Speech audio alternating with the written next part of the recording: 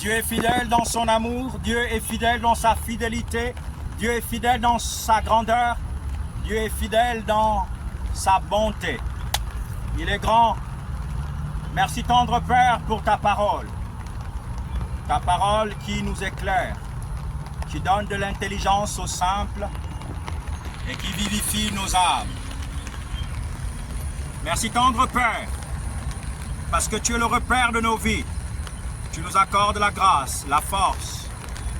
Tu nous donnes l'amour de t'aimer toi, notre Dieu. Que ton nom soit glorifié dans le précieux nom de Jésus-Christ, Emmanuel.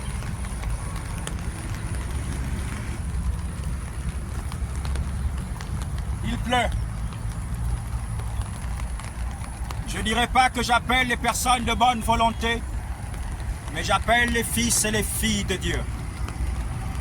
Cet endroit, nous allons prier ici. Prier pour notre beau et bon pays, le Gabon.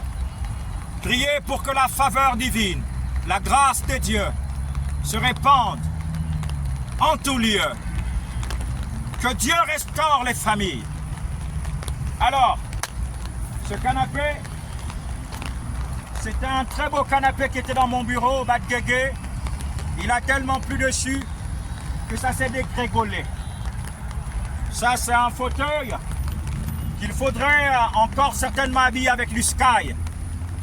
Nous avons besoin de bâtir un hangar. Je m'adresse à l'église de Dieu. Je m'adresse à un homme qui a un bon cœur et qui peut se dire, je veux m'investir. Le président, quoi qu'il advienne, il connaît les choses sacrées. Et il connaît la force et la puissance de Dieu. Même s'il y a le mélange, tous les fluides qu'on peut mélanger sur la terre, on peut mettre du kérosène, on peut mettre du pétrole, on peut mettre tout ce qu'on met quand on met de l'eau.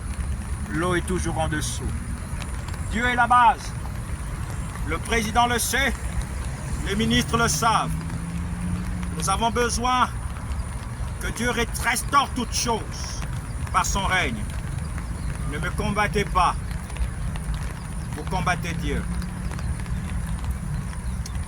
Je suis dans Ésaïe 11 au départ du premier verset. J'ai lu la parole de Dieu. Puis un rousseau sortit du tronc d'Ésaïe. Un rejeton naîtra de ses racines. Un rejeton naîtra de ses racines. L'Esprit de l'Éternel reposera sur lui. Esprit de sagesse et d'intelligence.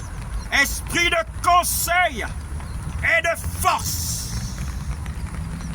Esprit de connaissance et de crainte de l'Éternel. Il respirera la crainte de l'Éternel. Il ne jugera pas, il ne jugera point sur l'apparence. Il ne prononcera point sur un oui-dire. Je vais reprendre. Là, c'est le prophète Ésaïe qui annonçait l'arrivée du Messie, qui annonçait